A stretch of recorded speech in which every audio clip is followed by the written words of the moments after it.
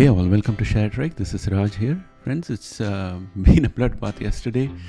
The future started really bad and things kept going downhill. But let's hope that things start changing soon because there's been a lot of drop in the market, and usually the market never goes up straight nor down straight. So there's bound to be a little bit of green here and there. We saw a little bit of that yesterday. Let's see what's in store for today. Let's get started after the disclaimer. Welcome back, friends. There are a few news articles that caught my eye today. I would like to share that with you. The first one is a supersized Fed rate cut this month could be very dangerous for the market, economist warns. So we are into an age where news is a commodity. Unless there are eyeballs on the news company doesn't make any money. These kind of lazy articles are something that really makes me angry. Nobody's talking about a supersized Fed rate cut, and there is no need for this very dangerous warning. It just plays around with the mind of the less experienced people in the market, because these are all a given thing and they need not be highlighted. So that was one thing I want to talk about. Second thing is NVIDIA says that it did not receive any antitrust subpoena from DOJ. So basically the situation out here is that DOJ regularly asks for information from various companies in order to keep track of whether they are trying to do anti-competition practices or not. And generally when a letter comes from DOJ asking for the information, the company is not bound to answer it. Some answer, some ignore it. And that's the reason why DOJ sends subpoena. And when you say that DOJ has sent subpoena to any company, then immediately there's a lot of doubt in the minds of market participants about that company, whether that company is culpable or not, what will be the fines, what will be the fallout, what will be the damages, and the share price falls. Now, NVIDIA is saying that it did not receive any antitrust subpoena from DOJ. Are we going to see the share price jump back up? The water has been muddied so much. This was a fantastic company and a whole lot of wealth has been destroyed. Who is going to be held responsible for this? That's a big question. It really makes me angry that these kind of things are happening. Freedom of speech and responsible speech are something that have to be balanced against each other. The next headline is Qualcomm says it's working on mixed reality smart glasses with Samsung and Google. I think this will have a positive impact for both Qualcomm and Google shares. So I'm going to watch that for today and see how it goes, whether it's enough to give Google a legs up, because pre-market Google was red. And the other headline is India and Singapore agree to cooperate on chips as countries seek to strengthen partnership. So with the focus on controlling China with regard to chip consumption as well as chip production, Taiwan is a focus point, and Taiwan is a single point of failure if China were to attack Taiwan. And there needs to be a diversification of chip production. So this meeting between India and Singapore could be a very important aspect. So that could reduce the risk for companies like NVIDIA and AMD. This is something that I'm watching. Okay, so that said, let's go on and have a look at the stock market heat map and see what is happening out there. So if you look at the heat map, it's more of red all over the place with green patches here, like in consumer defensive and household. And in areas like utilities and industrials, you see pockets of green. The question is it just funds rotation or it's a long-term defensive posture being initiated? We'll find out today. Today, the market is going to be focused on economic data because ADP employment change data will come in. So let's go and have a look at the economic calendar. And here we are in the economic calendar. And as you can see, at around 10 a.m. today, we are going to get the ISM PMI data. ISM services PMI will be the main data point for today, and the market might start taking a different direction at that time depending on what kind of reading comes out. There are 4 components to the services PMI. These are business activity, that is services business activity, services employment, services new orders, and services prices. The services employment component, when seen along with the employment change, would give more color to the state of the economy, because as you can see, ADP employment change data is coming at around 8:15, and at 8:30 a.m. We got the initial jobless claims coming in. So those things will be read together, and the market could take some definitive direction at 10 o'clock. And if you look at what has happened so far, S&P 500 and Nasdaq were down yesterday, and for the whole week so far, both the indices, Nasdaq and S&P 500 as well as Dow, were down, and the focus is now on the economic data. ADP employment change will show number of jobs added. If it comes below consensus or forecast, then the economy will be assumed to be weak, and 25 BPS is already priced. But if there are fears of 50 BPS cut, that could worry the market about future earnings, because demand will fall, and hence the valuation of stocks might go down. So that's the way I'm looking at it. And on Friday, we are going to get non-farms payroll information, and that would be around 8:30 a.m. and that will set the tone for the weekend along with options expiry. The perceptions about this data point will influence how the markets think about the Fed rate cuts, whether it's going to be 25 BPS or 50 BPS. So that's the way I'm looking at the economic calendar. And next, let us go on to the TradingView platform. I'm looking at Nasdaq futures. And Nasdaq futures are moderately red at minus 0.15. Friends, if you recollect yesterday, it was minus 0.70 or minus 0.74. That was really dark red, I would say. So we still have hopes with Nasdaq turning positive today, because we have come down significantly. Let me take a measuring widget and see where we are right now from where we were.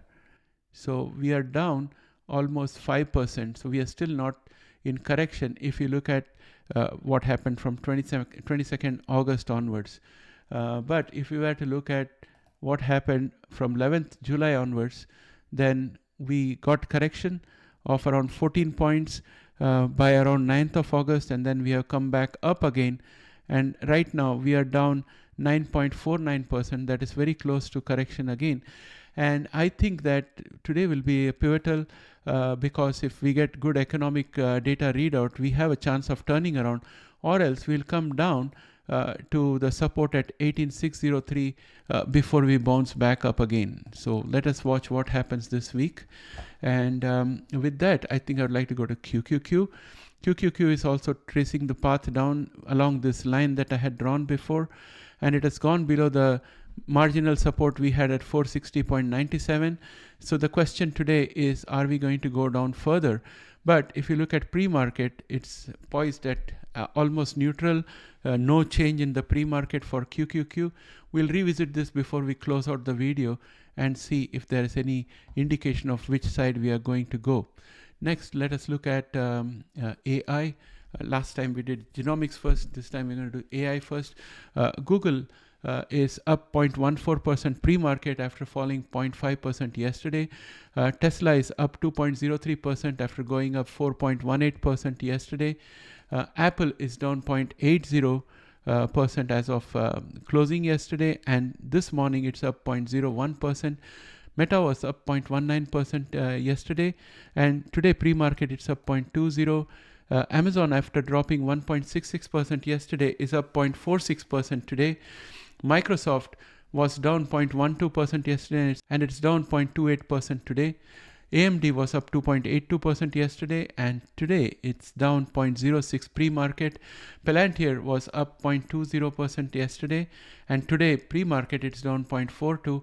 FNGU was overall up 0.83% yesterday, and today pre-market it's up 0.33%. And of course, we're going to look at Nvidia, which was down 1.66% yesterday, and today pre-market it's up 0.62%, and it has to face resistance out here at 106.91.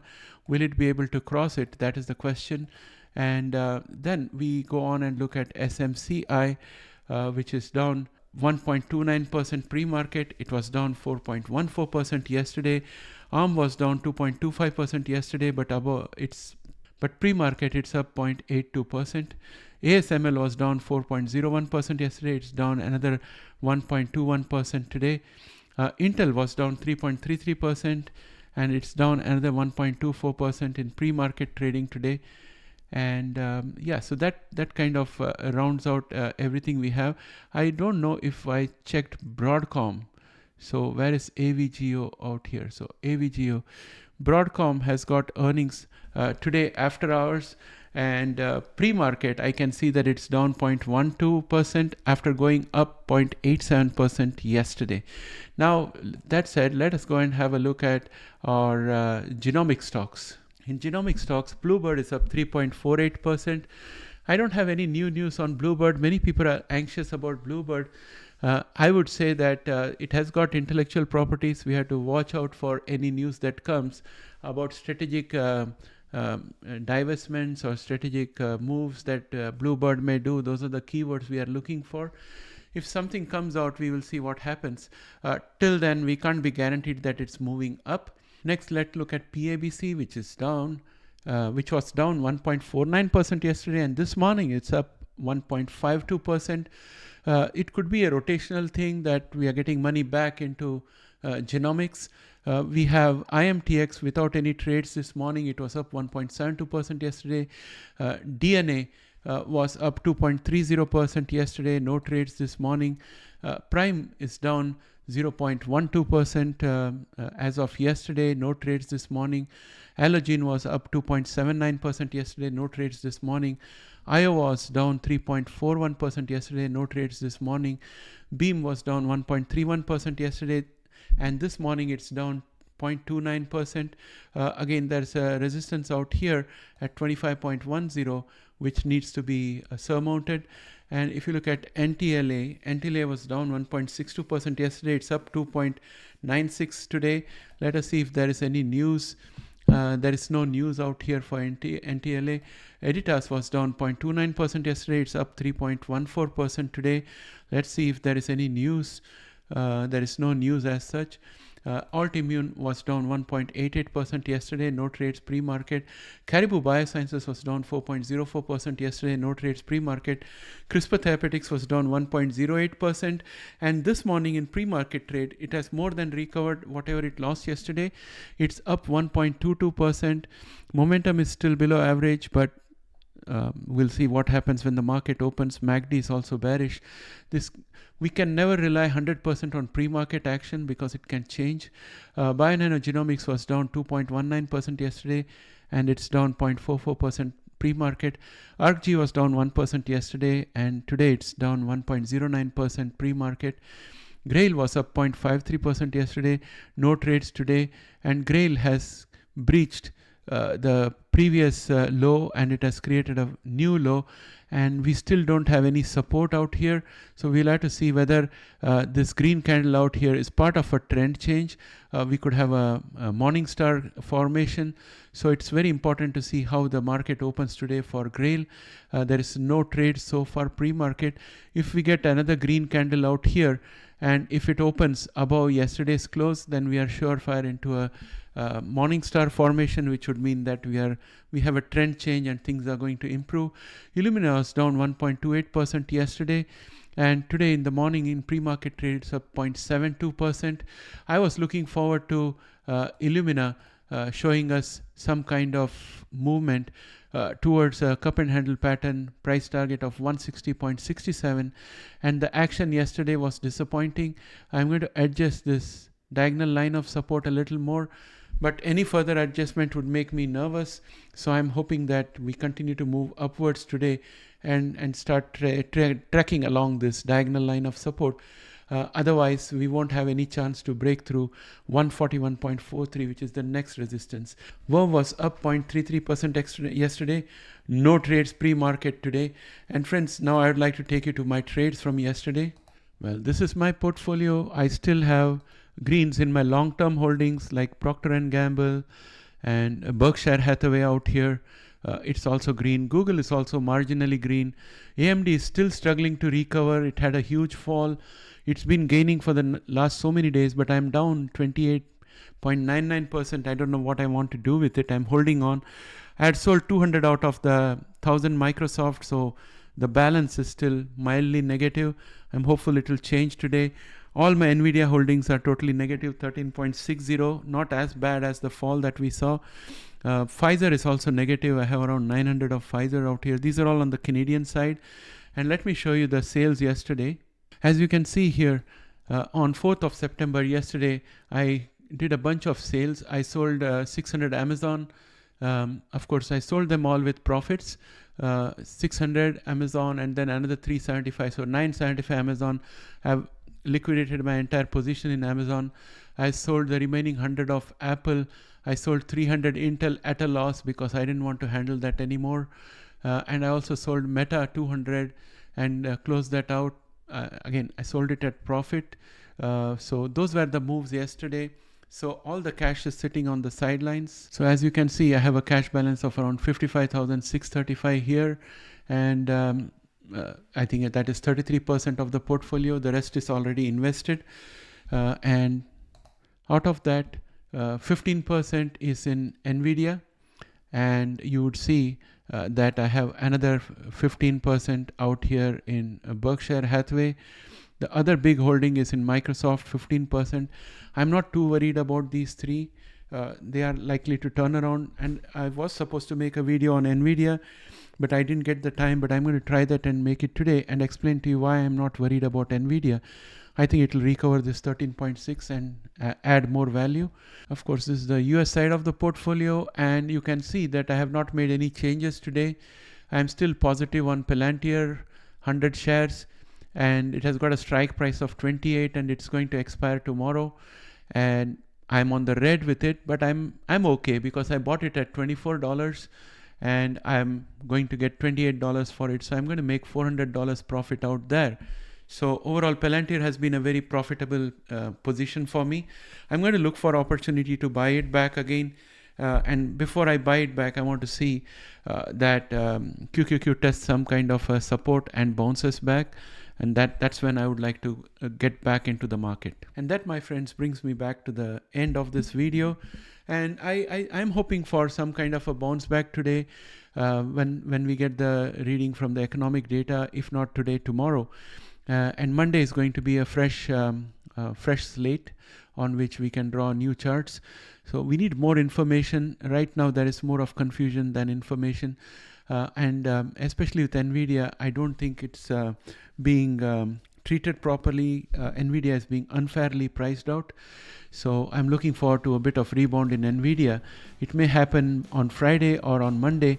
And if it happens today, I'll be very happy. Friends, please give me your feedback. What do you think about the market and what are your moves? And what do you think about NVIDIA? Is it going to turn around? What do you think about Grail? So with that, my friends, I'll catch up with you again in the next video. Bye for now.